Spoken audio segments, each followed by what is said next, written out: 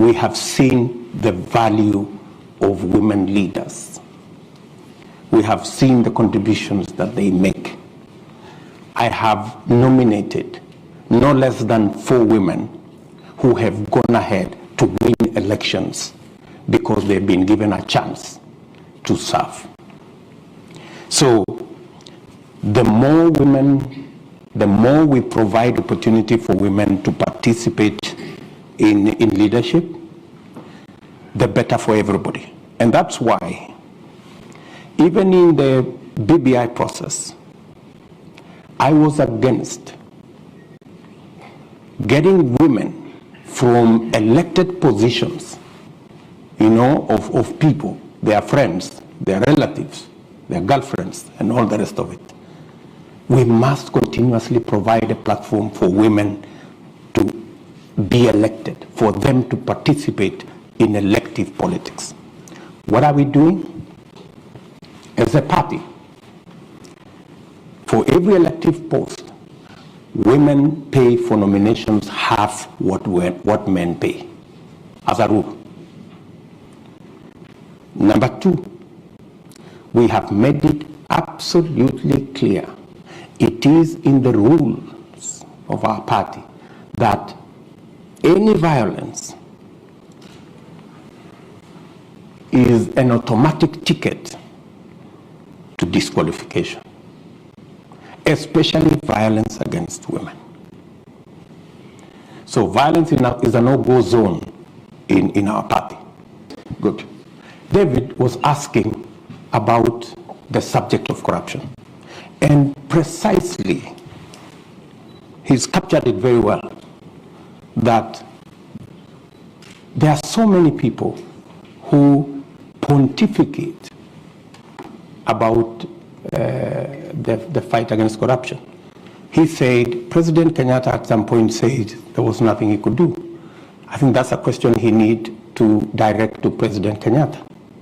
I would not throw up my hands that I have nothing to do. I have something to do. I need to get the criminal justice system to have its own financial independence, give them the capacity, the software, the human capital, the hardware to deal with corruption.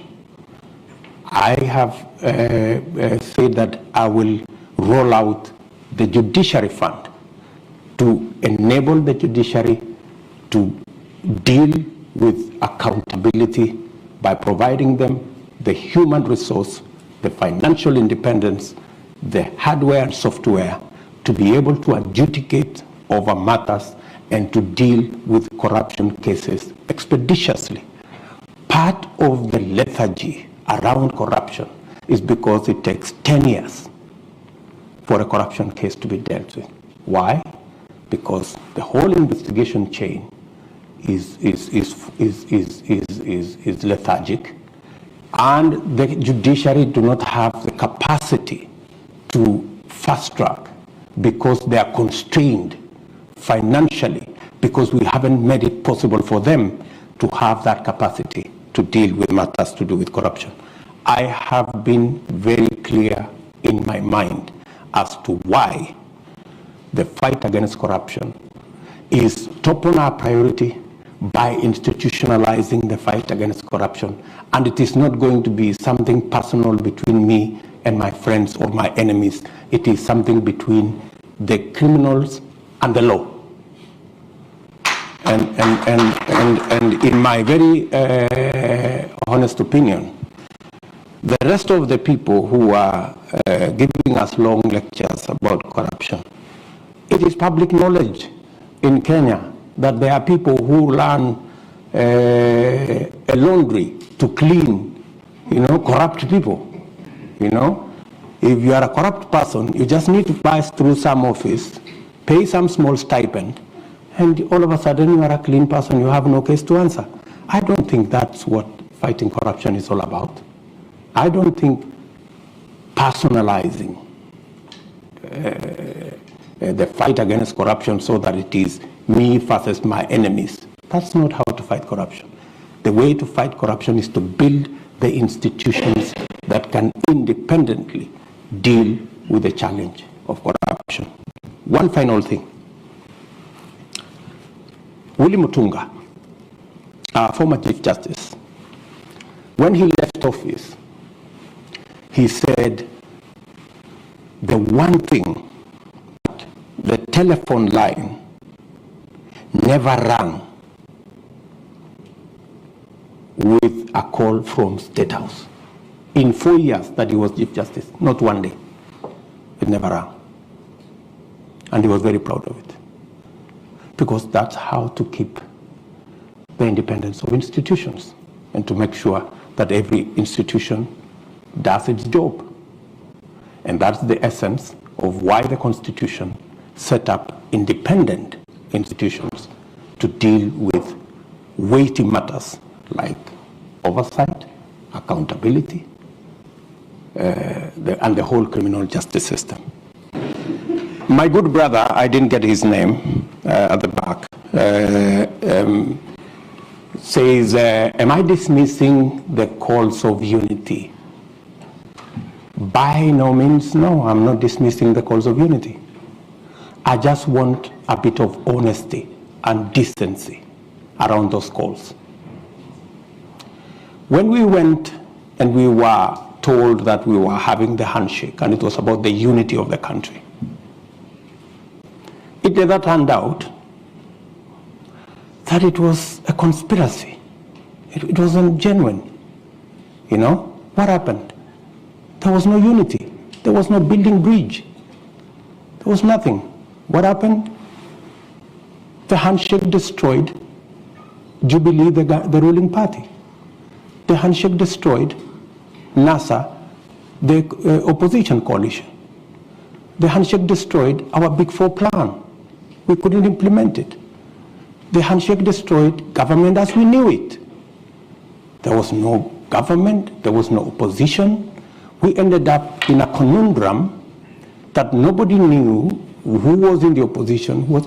So, as we call for unity, is it the unity of the leaders or is it the unity of the people? It is way different, because there is a push by our competitors that the unity they understand is that if you have 3, 4, 5 leaders from their communities deciding to work together, that is unity, and every Kenyan should be satisfied with it. We hold a different view. We believe that the unity of the nation will be built around getting everybody included, the inclusion, the political inclusion. That's why we are building a national political movement. That's why we are building a national political party. That's why we and our competitors and our friends, we are building a national political formation. Economic inclusion. It's not that when a leader has occupied an office, he has occupied an office on behalf of his community. No. It is the economic inclusion that will create the unity of the nation. Health. Health is a very big issue. In fact, it's just that he squeezed time out of me. That's one thing that is at the heart of this conversation. We had a whole program on universal health. Unfortunately, we couldn't deal with it because we ended up chasing the BBI stories and the rest of it. So, what is our plan? We managed this year, in fact, three months ago, we managed to pass the changes to the law to make it possible for us to re-engineer the whole health space and make it possible for us to get to universal health coverage that carries with it your concerns on how women access health and how the citizens of Kenya access health. We now have the law that will give us a graduated contribution mechanism where People earning 6 figures like myself can pay more, and the people down the pyramid can pay less. And it is our considered view, coming from experts and complete with actuarial expertise, that it is possible under the new arrangement for us to double, if not triple, the resources that will be available to manage our health under our new health program as passed by the law in Parliament. That way, we can be able to deliver health in a much more predictable, quality health in a better way. And with it, you know, when we came into office in 2013, okay, I remember, I think it was in 2015, we then said that government of Kenya will pay through National Hospital Insurance Fund for every mother who gives birth. Many women avoided going to hospital because they could not afford, but we made it possible that every child must be born with health professionals in place. With our universal health coverage properly rearranged, that will scale up those interventions. On matters to do with abortion, the law is very clear in Kenya until it is changed that if the health or the well-being or the survival of the mother is in jeopardy, doctors are legally given the permission to save the life of the mother. So that the provision on where life is in danger is already captured by our law. Maybe then, unless you're talking about something much more progressive, then that's another discussion. Kenya is a democratic country. We will have a conversation. And when we get to that place where we make that decision, then we will implement it in whatever fashion that the law will provide at that point in time. We don't have any more time for questions from the audience.